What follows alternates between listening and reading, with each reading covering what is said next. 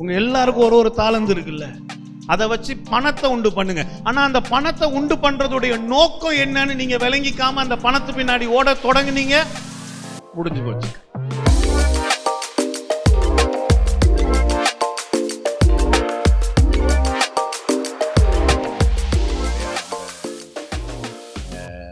True riches, உண்மையான செல்வங்களை முடிக்க போகிறோம். அப்போ அதை முடிக்கும் போது நான் இன்னைக்கு அப்போ பணத்தை பற்றி கொஞ்சம், இந்த வாரம் முடிஞ்ச அடுத்த வாரம், அதுதான் உண்மையான செல்வத்தை பார்த்துட்டோம். இந்த உலகத்தின் செல்வம்ன்றது பணம். அதுக்குன்னு வேதத்தில் ஒரு நோக்கம் இருக்கா? தேவன் அதை வைத்து ஏதாவது ஒரு திட்டத்தை வச்சிருக்கிறாரா? என்னது அது? ஒரு கிறிஸ்தவன் கையில பணம் எப்படி ஒரு தேவனை, அதாவது இயேசுவை விசுவாசிக்கிற கிறிஸ்தவன் சொல்லும்போது it's a vague word, it's a big word. கிறிஸ்துவை விசுவாசிக்கிற ஒருத்தன் கையில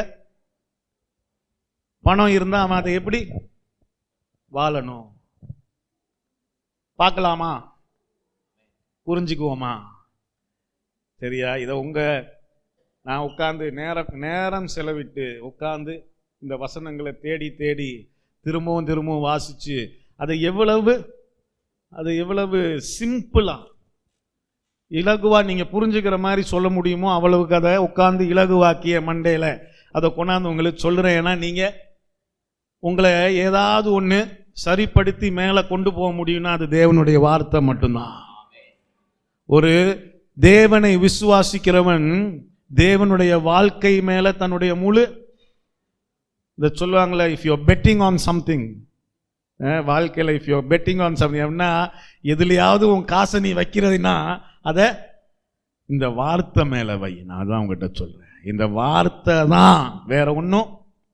இந்த வார்த்தை என்ன சொல்லுது அப்போ பணத்தை பற்றி? அது பார்க்கணும்னா முதலாவது மத்தேயு 6:24 எழுதியிருக்கு, 2 எஜமான்களை சேவிக்க கூடாது. இல்லை கூடாது, அது கூடாதுன்றதை நான் அதை பார்ப்போம். முதலாவது எஜமான்கள்னா என்னது?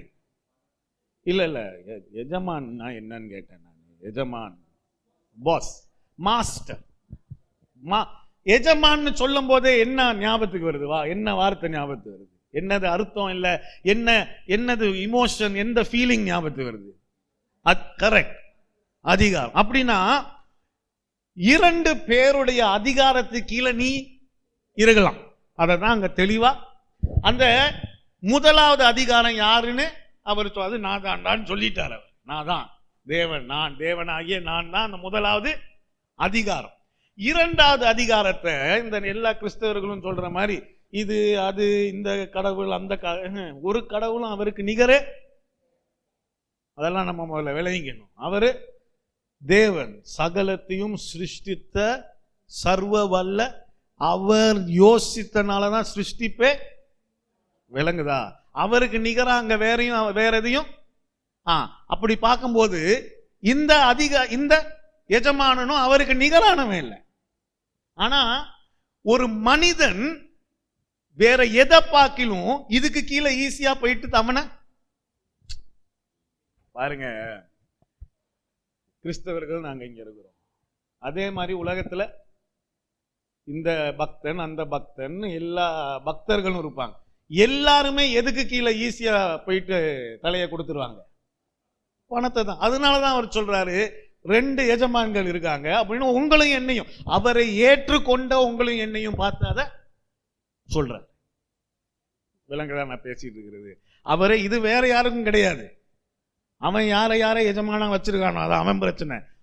தேவனை ஏற்றுக்கொண்ட எங்களுக்கும் உங்களுக்கும் அவர் தான் எங்களுடைய எஜமான். அப்ப அவர் சொல்றாரு, ஆனா இன்னொரு எஜமானும் இருக்கிறான், அவன்கிட்ட நீ ஈஸியா போய் கழுத்த நீ அப்படின்ட்டு சொல்றாரு. ரொம்ப தெளிவா ஒரு விஷயத்தை சொல்றாரு. நீ ஒருவனைத்தான்,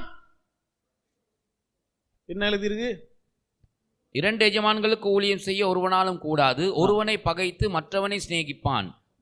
ஒருவனை பகைத்து மற்றொருவனை, என்ன சொல்றாரு? 2 அதிகாரிகள் 2 எஜமானங்கள் இருந்தா நீ நிச்சயமா என்ன பண்ணுவ? என்ன பண்ணுவ? சும்மா இங்கேயும் அங்கேயும் வாழ மாட்டேன். கட்டாயம் ஒருத்தன் மேல உனக்கு அன்பு பற்று அதிகமா இருக்கும்.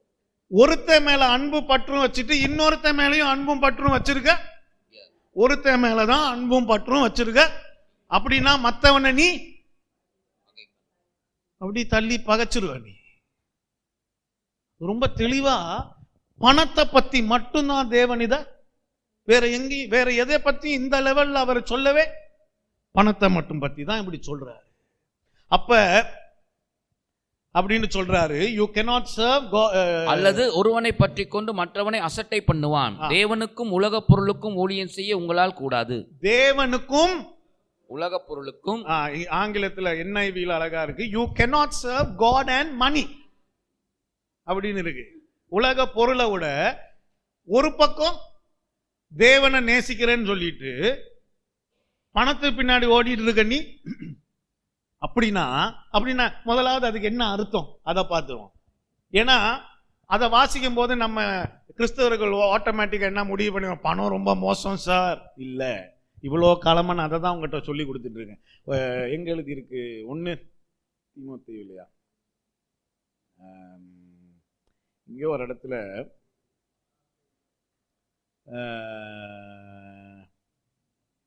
சரி இங்கேயோ இருக்கும், என்ன எழுதியிருக்குன்னா வசனம் பிறகு சொல்றேன்.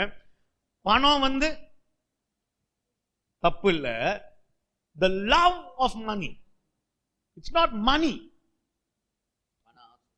பணம்ன்றது பிரச்சனையே பணத்தின் மேல, அதுதான் அந்த அவனை சேவிக்கிறேன்னா என்னது, அவன் மேல ரொம்ப ஆசைப்பட்டுட்டு, அதுதான் ஆசை வாழ்க்கையில், அதுதான் ஏக்கம். ஐயோ இதை வாங்க முடிஞ்சா, அப்படி வாழ முடிஞ்சா, அவங்கள மாதிரி இருக்க முடிஞ்சா, என்னோட ஃப்ரெண்ட்ஸ் எல்லாம் இப்படி பண்றான், அவங்கள மாதிரி நம்ம அப்படின்னு அந்த ஏக்கத்திலே இருக்கிறோம்ல, அதுதான் பணத்துடைய ஆசை. அதனால பணம் தவறு இல்லை, பணம் உங்க கையில கட்டாயம் இருக்கணும். எதுக்குன்னு இப்ப சொல்றேன், பணம் கட்டாயம் உங்க கையில. அந்த பணத்தை நீங்க சம்பாதிக்கிறதுக்காக உங்களுக்கு நிறைய தேவன் என்னத்தை கொடுத்து வச்சிருக்கிறாரு.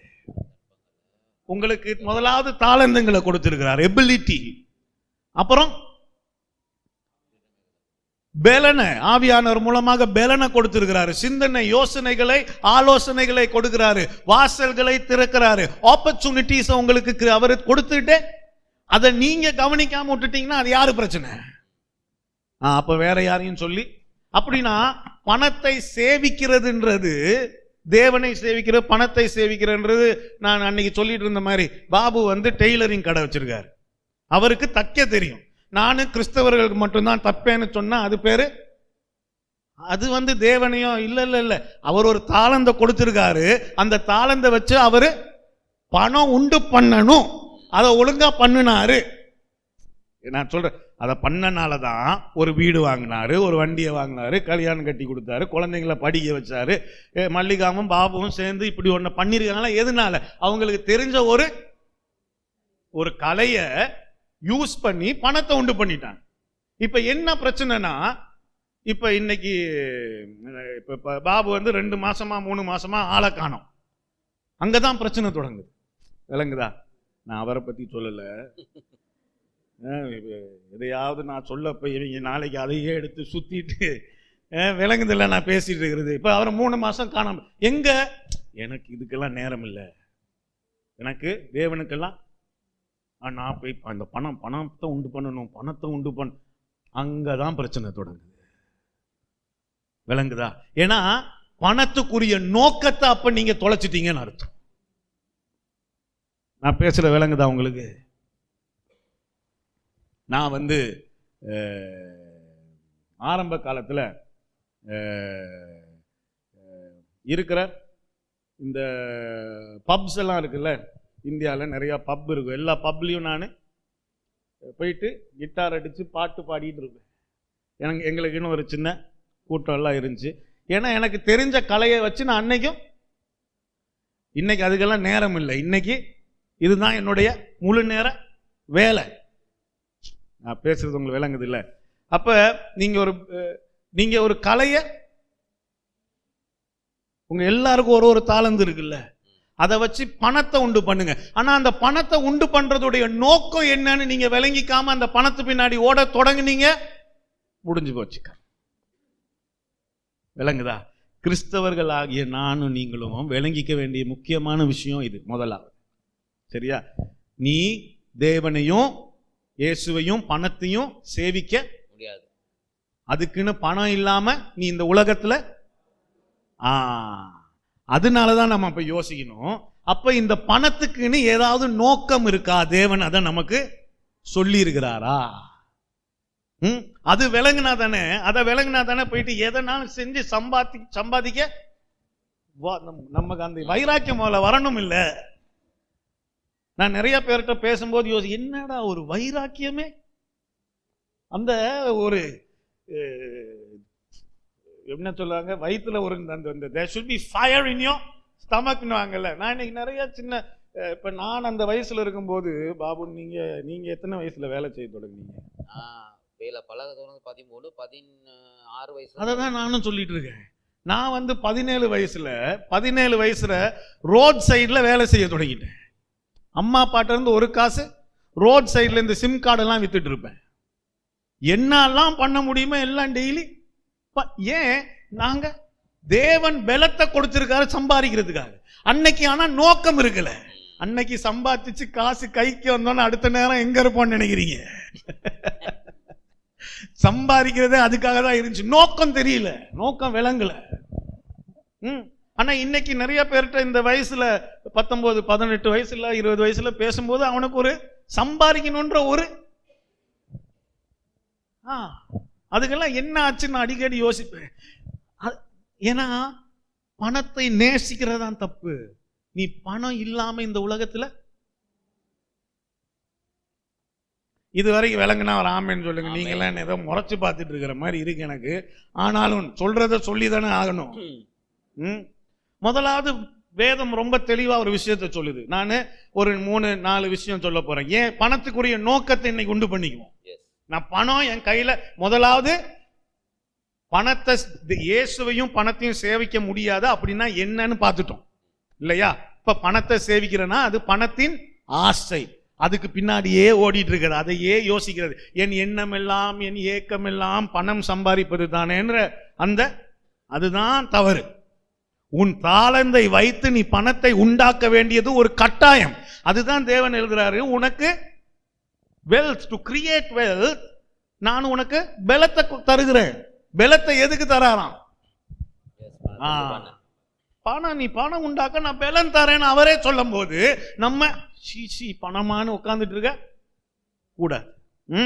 1 தீமோத்தேயு 5:8 வாசிப்போமா? முதலாவது நோக்கம் என்ன? இந்த பணத்துக்கு நோக்கம் என்ன பாருங்க. ஒருவன் தன் சொந்த ஜனங்களையும் விசேஷமாக தன் வீட்டாரையும் விசாரியாமற் போனால் அவன் விசுவாசத்தை மறுதளித்தவனும் அவிசுவாசியிலும் கெட்டவனுமாய் இருப்பான். கர்த்தாவே, கர்த்தாவே. ஆங்கிலத்தில் இங்க விசாரிக்கிறதுன்னு போட்டுட்டாங்க. ஆங்கிலத்தில் எழுதியிருக்கு. என்ன, நீங்க எந்த வெர்ஷன் யூஸ் பண்ணுவீங்க? அதுல ப்ரொவைட்னு தானே இருக்கும். இஃப் எனிவான் டஸ் நாட் ப்ரொவைட்னு தான் இருக்கும் நினைக்கிறேன். ப்ரொவைட்னா என்னது? இங்க என்ன சொல்ல வராங்க? இங்கிலீஷ்ல எப்படி இருக்கு? NKJV காட்டு. எனிவான் இதுலயும் அப்படிதான் இருக்கு. If anyone does not provide specially for his household he has denied the faith. அப்படின்னா இது ரொம்ப பயங்கரமான ஒரு விஷயம். இது என்னோட தான் இருக்கீங்களா? ஒருத்தன் சம்பாதித்து தன் குடும்பத்தை பார்த்து கொள்ளலன்னா அவன் விசுவாசத்தை விட்டு விலகிட்டான் எழுதியிருக்கு. அவன் ஒரு அவ்விசுவாசியை விட மோசமானவன். பணத்துக்கு நோக்கம் கொடுக்கிறாரு தேவன். முதலா பணம் எதுக்கு? சின்னவங்க இருக்கீங்களா? அப்பாவுடைய பணத்துல வாழ்ந்துட்டு இருக்கிறது இல்ல, அப்பாவை பார்த்துக்கிறதுக்கு நான் பணம். உங்களுக்கு இதெல்லாம் விளங்கிடணும் நல்லா. ஒருத்தன் வயசு கொஞ்சம் ஆயிருச்சு, கொஞ்சம் பலன் அடைஞ்சிட்டான், சம்பாதிக்கிற வயசுக்கு வந்துட்டான். இப்ப அவன் சம்பாதித்து தன்னுடைய குடும்பத்தை பார்த்து கொள்ளாமல் இருந்தானா அந்த பணத்தை வைத்து, அவனுக்கு அவன் ஒரு அவிசுவாசி. அவிசுவாசிகள் அவன் முதல்ல விசுவாசத்தையே இழந்துட்டான். ஒரு அவிசுவாசியோட அப்படின்னா முதலாவது பணத்துடைய நோக்கம் என்னது? நீ சம்பாதித்து உன் குடும்பத்தை நீ பார்த்து கொள்ள வேணும். அதுதான் முக்கியம், ரொம்ப முக்கியம்.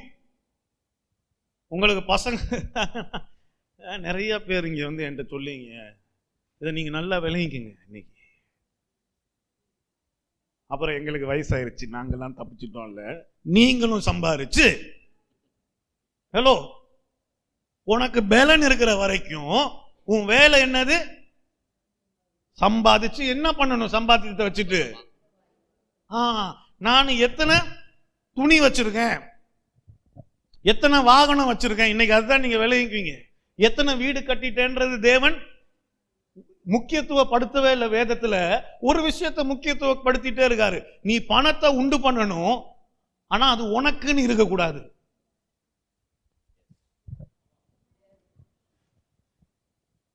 நிறைய பேர் விளைங்கிறது இல்லை. என்னைக்கு உங்க குடும்பத்துல தொடங்கி அடுத்தடுத்து நான் காட்டுறேன் எல்லாத்துலயுமே மற்றவர்களுக்காகன்னு அந்த பணத்தை நீங்க அந்த பணத்துக்கு ஒரு நோக்கத்தை கொடுத்துட்டீங்கன்னா அந்த பணம் வரதை தடுக்கவே. முதலாவது நோக்கம் பணத்துக்கு ஒரு தேவனை விசுவாசிக்கிற ஒரு விசுவாசியாக முதலாவது பணத்தை கையில் எடுத்துட்டீங்கன்னா அதுக்குள்ள நோக்கம் உன் குடும்பத்தை பாரு. குடும்பத்தை பார்த்து நீ பாட்டுக்கு சம்பாரிச்சு டெய்லி நீ மட்டும் தனியா போய் உட்காந்து என்னத்த பிரியாணியா தின்னுட்டு வீட்டுக்கு எதையும் வாங்கி கொடுக்காம வாழ்ந்துட்டு இருந்தா, ஹலோ உனக்கு விசுவாசம் உன் சம்பாத்தியம் உனக்கு மட்டும்தான் நீ நினைச்சு வாழ்ந்துட்டு இருந்தீங்கன்னா அது இன்னைக்கு என் கையிலையும் காரனுக்கு கையிலையும் வர முக்காவாசி பணம் எங்க தெரியுமா போயிருது? வெளியில தான் போகுது முக்காவாசி பணம். நான் அதுக்குன்னு நிறுத்த மாட்டேன். நான் யாரையாவது அன்னைக்கு ஒரு நாள் ஒரு இடத்துல யாரோ ஒரு ஆள் உதவி கேட்டாங்க, அன்னைக்குன்னு பார்த்து எனக்கு கார்டு எக்ஸ்பயர் ஆயிருந்துச்சு, கையில் பணம் இல்லை. உடனே யாரை தனுஷனை கூப்பிட்டு இங்கே ஒரு தேவை இருக்கு, உடனே காசு அனுப்பு. இவங்களுக்கெல்லாம் சொல்லி வச்சிருங்க, இந்த காசெல்லாம் உனக்கும் இல்லை எனக்கும் இல்லை, நிறைய பேர் இருக்கான். முதலாவது எங்க குடும்பம், முதலாவது உங்க குடும்பம். நீங்க விளங்குறவங்க ஒரு ஆமேன்னு சொல்லுங்களேன். நான் ஏதோ உங்களை திட்டுற மாதிரி பார்த்துட்டு இருக்கீங்க. இந்த வசனத்தை மறந்துடாதீங்க. இன்னொருக்கா வாசிங்க, என்ன எழுதியிருக்கு? ஒருவன் தன் சொந்த ஜனங்களையும் விசேஷமாக தன் வீட்டாரையும் விசாரியாமற் போனால் அவன் விசுவாசத்தை மறுதளித்தவனும் அவிசுவாசியிலும் கெட்டவனுமா இருப்பான்.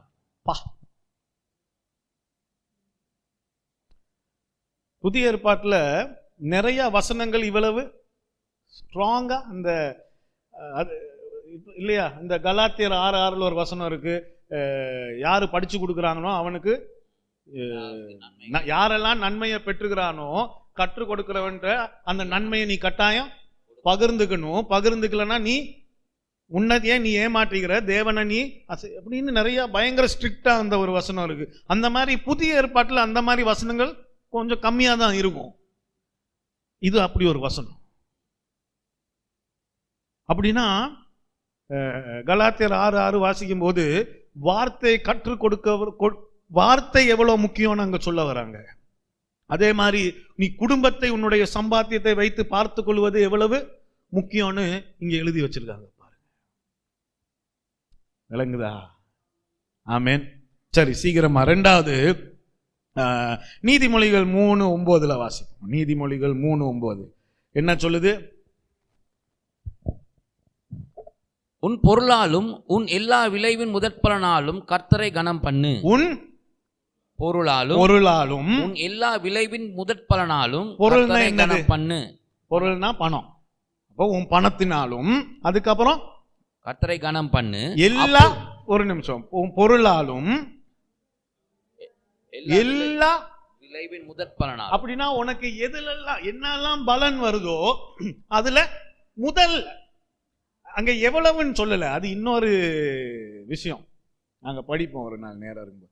அந்த முதற் பலன் எவ்வளவுன்னு நீங்க சொல்லல, சரியா?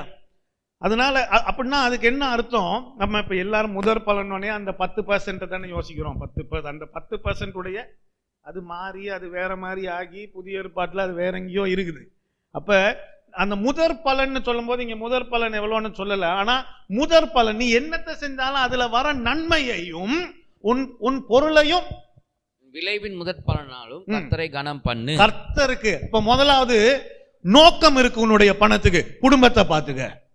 அடுத்தது கர்த்தரை கனம் பண்ணு. கர்த்தரை கனம் பண்ணா கர்த்தருக்கு அதாவது காணிக்கையை கொடு.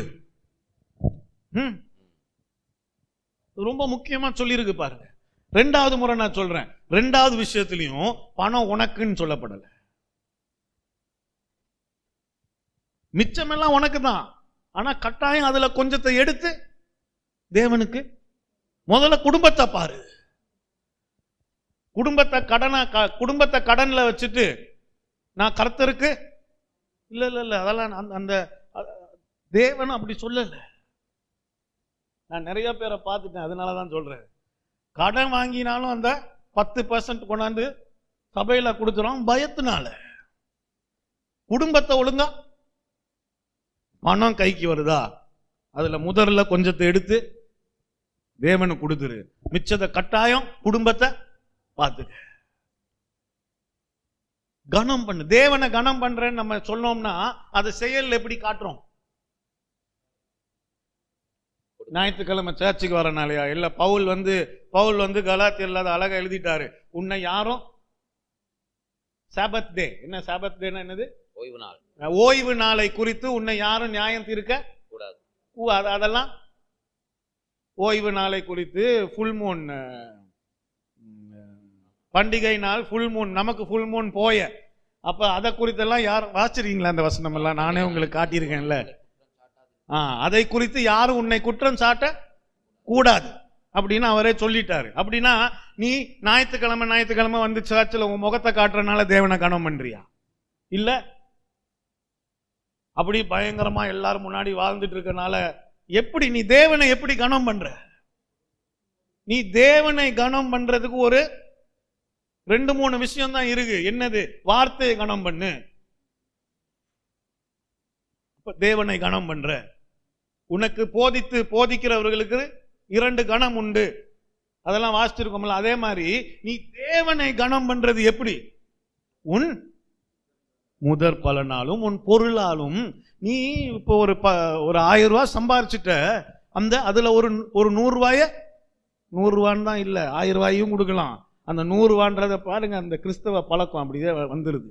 அந்த 10% எவ்வளத்தையோ நீ முதல்ல கைக்கு வந்தோன்னு எடுத்து தேவனுக்குன்னு. ஆமீன். எத்தனை பேர் ஞாபகம் இருக்கு? நம்ம டிசம்பர் வாரம் என்ன பண்ண போறோம்? விதைக்க போறோம். அதிகம் விதைக்கிறவன். அப்ப அதுக்கு தான் உங்களுக்கு ஒரு ஆப்பர்ச்சுனிட்டி கொடுக்குறேன். நீங்க அடுத்த 3 மாசத்துக்கு கொஞ்சம் கொஞ்சமா எதையோ சேமிச்சு வச்சீங்கன்னா உங்க கையில அந்த வாரத்துல அதிகமான என்ன இருக்கு? விதை இருக்கு. அதிகமா விதைக்கிறவன் அதிகமா. அப்ப உங்களை நீங்க விதைய சேர்க்கறதுக்கு நான் உங்களுக்கு நேரம் கொடுத்துருக்கிறேன். அப்பதான் நீங்க அதிகமா அறுப்பீங்க. அறுக்கும் போதுதான் உங்களுக்கு விளங்கும், ஓ இப்படித்தான் இது நடக்குதா. என்னோட தான் இருக்கீங்களா? அப்ப நீ விதைக்கும் போது இதை கொடுக்கும் போது என்ன தேவனை கனம் பண்ணுற, தேவனை கனம் பண்ற. இன்னைக்கு இயேசுவினுடைய ரத்தம் உனக்காக பேசிட்டு இருக்கனால உன்னுடைய செயல்களினா நீ வாழ்ற வாழ்க்கையோ இல்ல அதுல எல்லாம் நீ ஒன்னும் கனம் பண்ணலாம் முடியாது. ஆனா தேவன் தான் எனக்கு இந்த ஆசீர்வாதத்தை கொடுத்தாரு, அதை நான் அவருக்கு திருப்பி அப்படின்னு நீ வாழ பழகும் போது தேவனை கனம் பண்ற. 3வது சீக்கிரமா 2 கொரிந்தியர் 9:11. 2 கொரிந்தியர் 9. இந்த பணத்தினுடைய நோக்கம் தேவனுக்கு எங்களால் ஸ்தோத்திரம் உண்டாவதற்கு ஏதுவாயிருக்கும் மிகுந்த உதாரணத்துவத்தினாலே நீங்கள் எவ்விதத்திலும் சம்பூர்ணம் உள்ளவர்களாவீர்கள். இந்த 2 கொரிந்தியர் 9:11 12 இருக்கும். ஆமா. இந்த தர்ம சகாயமாகிய பணிவிடை பரிசுத்தவான்களுடைய குறைவுகளை நீக்குகிறதும் அல்லாமல் அநேகர் தேவனை சோதரிப்பதினாலே சம்பூர்ண பலன் உள்ளதாயும் இருக்கும். இங்கிலீஷ்ல காட்டுங்கம்மா 11.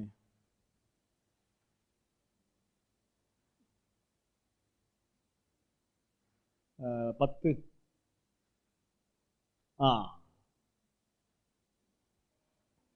பாருங்க, 10ல் என்ன எழுதியிருக்கு? உனக்கு விதையும் அவர்தான் கொடுக்கிறாரு. ஆம், உனக்கு விதையையும் அவர் தான் கொடுக்கிறாரு, சாப்பாட்டையும் அவர் தான் கொடுக்கிறாரு.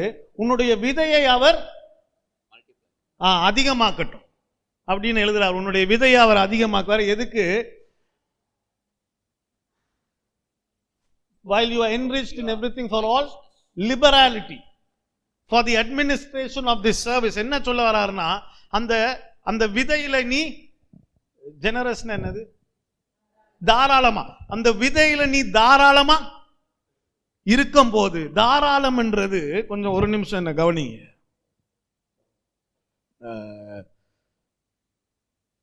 NIV இருக்காமா? அவங்க read 2 Corinthians 9:11 NIV.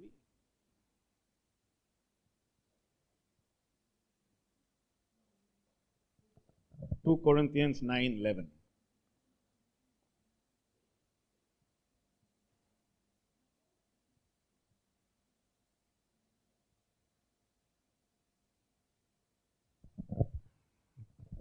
கண்டுபிடிக்க முடியலையா?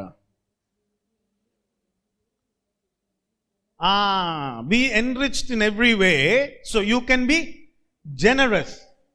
அப்படின்னா நீ அதிகமா விதைக்கும் போது உனக்கு தேவன் அதிகமான விதைய கொடுக்கிறார். ஏன்? நீ அதை வைத்து தாராளமா இருக்க பழகணும்ன்றதுக்காக. ஆமென். தாராளமா என்னது? Towards your generosity is received. இந்த generosity, தாராளம் என்றது is a god like, அது ஒரு தேவனை போல ஒரு அந்த குணமே அது தேவனுடைய ஒரு குணம். பாருங்க, எத்தனை பேருக்கு விளங்குது? தாராளம் என்று இறுக்கி புடிச்சு வாழ்றது தேவனுடைய குணமே இல்ல. பணத்துக்கு நோக்கம் இருக்கு. ஆமா, பணத்துக்கு நோக்கம் இருக்கு. என்ன நோக்கம்? தாராளமா இருக்குது. அதை வைத்து தாராளமான என்ன? சும்மா இப்படி தூக்கி வீசிட்டு இருக்கல, அதை வச்சு யாருக்கோ எதையோ, ஆமா, தேவனுடைய ராஜ்யத்தை முன்னேற்றுறது. எல்லாத்துக்கும் என்ன தேவைப்படுது? அப்ப பாருங்க, தேவன் ஆபிரகாமை நோக்கி, நான் உன்னை ஆசீர்வதிப்பேன், உன் மூலமாய் அநேக ஜனங்கள் ஆசீர்வதிக்கப்படுவார்கள் சொல்றதுக்கு ஒரு அர்த்தம் இருக்கு. என்னது அர்த்தம்? நான் உன்னை ஆசீர்வதிக்கிறது மற்றவங்க ஆசீர்வதிக்கப்படணும்ன்றது தான். அப்ப நான் உன் கையில காசை கொடுக்குறேன்னா அது மூலமா உன் குடும்பம் நல்லா இருக்கணும், அது மூலமா நீ தேவனை கனம் பண்ணணும், அப்படின்னா உன் சபை நல்லா இருக்கணும், நீ தாராளமா இருக்கணும், அப்படின்னா உன்னை சுற்றி இருக்கிறவர்கள் நல்லா இருக்கணும். நான் உனக்கு பணத்தை கொடுக்கிறது உனக்காக மட்டும். பணத்துக்கு நோக்கம் இருக்கணும். அந்த நோக்கம் இல்லைன்னா நம்ம இயேசுவை சேவிக்கிறோமா இல்ல பணத்தை சேவிக்கிறோம்னா எங்களுக்கே தெரியாம போயிடும். நோக்கம் இருக்கணும். விளங்குதா? உங்க பணத்தை, என்னோட கேள்வி இன்னைக்கு அப்படின்னா, உங்க பணத்தை வச்சு என்ன செஞ்சிட்டு இருக்கீங்க? நீங்க ஒவ்வொரு நாளும் சம்பாதிக்கும் போது எதற்காக சம்பாதிக்கிறீங்க? நீங்களே கேட்டுக்க வேண்டிய முக்கியமான கேள்வி. எதுக்காக நான் சம்பாதிக்கிறேன்? சில விஷயங்கள் இருக்கும்போது சில விஷயங்களை செஞ்சுட்டு மற்ற விஷயங்களை கோட்டை விட்டுறக்கூடாது. அதனாலதான் இது நாளையும் காட்டுறேன்.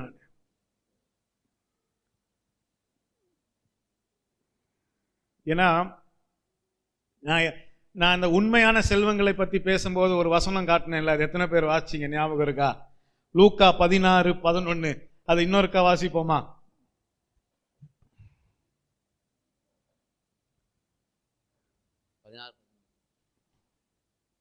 16:11. அநீதியான உலக பொருள்களை பற்றி நீங்கள் உண்மையாயிராவிட்டால் யார் உங்களை நம்பி உங்களிடத்தில் மெய்யான பொருளை ஒப்புவிப்பார்கள்? 4வது விஷயம், அநீதியான இந்த உலக பொருள் அநீதியானதுதான். ஆனா அத நீ உண்மையாயிராவிட்டால் அதுல நீ உண்மையா இருக்கணும்.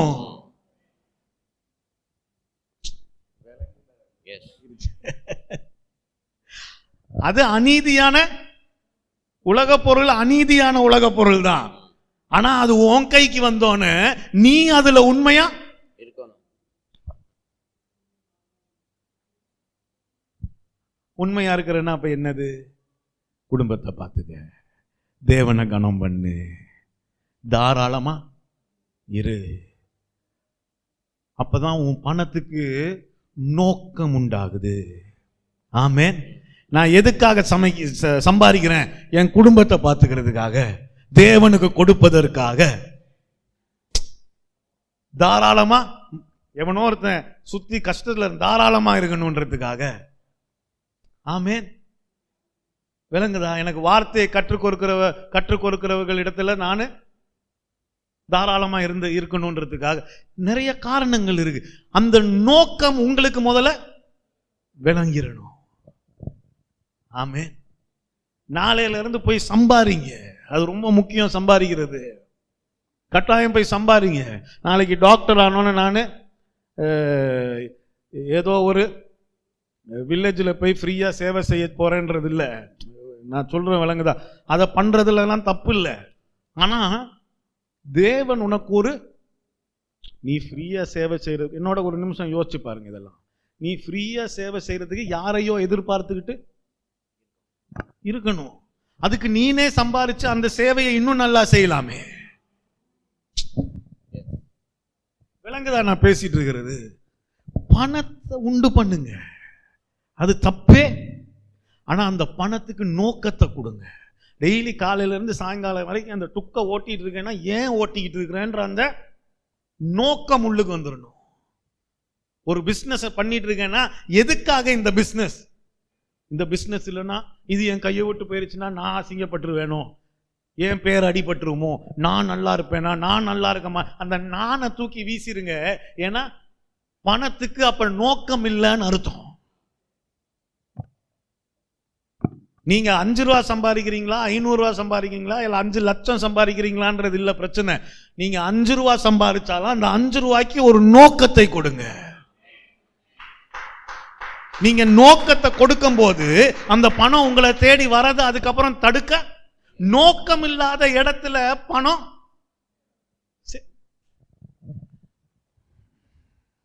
எத்தனை பேர் பார்த்துறீங்க பணத்துடைய ஒரு 10,000 ரூபாய் கைக்கு வருது, அது எவ்வளவு நாள் கையில இருக்கும்? யாராவது சொல்லுங்களேன். இப்படி இங்கிட்டு திரும்பிட்டு இங்கிட்டு திரும்புறதுக்குள்ள காசை காணும். நான் என் மனைவிட்ட எப்பவும் சொல்லிட்டு இருப்பேன், வீட்டு விட்டு வெளியில காலை எடுத்து வச்சுட்டோம்னா திடீர்னு பார்த்தா பர்ஸ்ல காசை காணும். இவ்வளவுதான் பணம். பணத்துடைய குணமே அது தண்ணி மாதிரி ஓடிக்கிட்டே. அதை சேர்த்து வைக்கணும்னு இப்படி சேர்த்து வச்சு பிடிச்சிட்டு இருக்கும்னு நினைக்கிறவன், ஒரு தண்ணியை நீங்க ஒரு டம்ளர்ல போட்டு அது எவ்வளவு நாள் வச்சுட்டு இருப்பீங்க? கொஞ்ச நாளைக்கு அப்புறம் அது உங்களுக்கே பிரயோஜனம் இல்லாம ஆயிரும்ல. அதுக்கப்புறம் அது சேரவும் இவ்வளவுதான் அப்ப சேரும். ஏன்னா அதுக்குன்னு ஒரு டம்ளரை நீங்க தண்ணிக்குன்னு வச்சுட்டீங்க, அதுல சேர்ந்ததுக்கு அப்புறம் அவ்வளவுதான் சேரும். அப்புறம் அது கொஞ்ச நாளைக்கு அப்புறம் அது உங்களுக்கும் பிரயோஜனம் இல்லை. அதுதான் அன்னைக்கும் சொன்னேன், இதுவே நீங்க ஒரு ஓஸ் பைப்பா மாறிட்டீங்கன்னா பணம் வரதும் போறதுமா இருக்கும், நிக்கவே நிக்காது. ஏன்னா இப்ப நோக்கம் வந்துருச்சு. சும்மா புடிச்சு வச்சுட்டு எனக்காகன்னு இல்ல, இதை வச்சு நான் பல விஷயங்களை வளர பண்ண போறேன், ராஜ்யத்தை வளர பண்ண போறேன், சபையை வளர பண்ண போறேன், குடும்பத்தில் இருக்கவங்க எல்லாத்தையும் வளர்த்துட போறேன், என்னை சுற்றி தேவைகள் இருந்தா அது எல்லாத்தையும் சரி பண்ண போறேன். நோக்கம் வந்துருச்சுனாலே அது ஓடிக்கிட்டே இருக்கும். அந்த பணம் நோக்கத்தை பெற்றுக்குங்க. 5 ரூபானாலும் 5 லட்சம்னாலும் அதுக்கு நோக்கம் இல்லாதனாலதான் பிரச்சனையாவே இருக்கு. ஆமென்.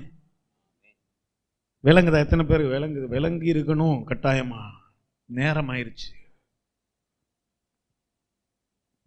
அப்ப தேவன் உங்ககிட்ட என்ன எதிர்பார்க்கிறாருன்னு பார்த்தோம்னா, நீ தேவனை நம்பணும். நேரம் ஆயிருச்சு, சீக்கிரமா முடிச்சிருவோம்.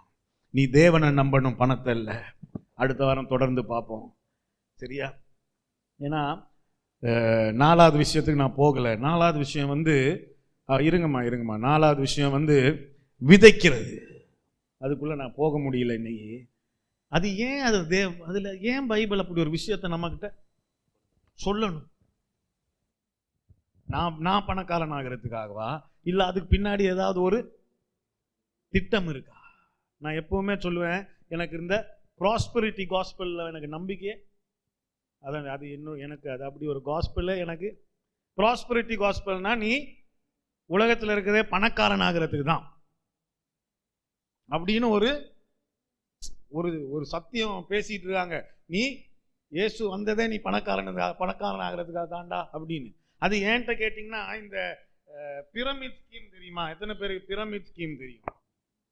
இந்த பிரமிட் ஸ்கீம்ல மேலால இருக்கவன் மட்டும்தான் பணக்காரனா இருப்பான், கீழே இருக்கவன் எல்லாம் லொங்குன்னு சுத்திட்டு இருப்பான், எதையோ கொஞ்சம் பணத்தை. அந்த மாதிரி தான் இது. நீ கொடுத்தா நீ பணக்காரன், கொடுத்தா பணக்காரன், கொடுத்தா பணக்காரன், உனக்கு இப்படியா கொடு கொடு கொடு கொடு கொடு கொடு கொடுன்னு மேலால இருக்கவன் மட்டும். அதுல ஒரு அழகே இல்லை. அது நான் அதை அப்படி ஒரு விஷயத்தை நான் உங்ககிட்ட சொல்லவே. பாத்தீங்களா, நான் பேசிட்டு இருக்கிற வித்தியாசம் உங்களுக்கு விளங்குதா?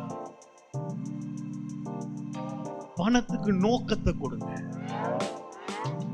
உன் குடும்பத்தை பார்த்துக்கணும், தேவனை கனவு தாராளமா இருங்க. அதுக்கப்புறம் விதைக்கிறது அடுத்த வாரம். ஆமென்.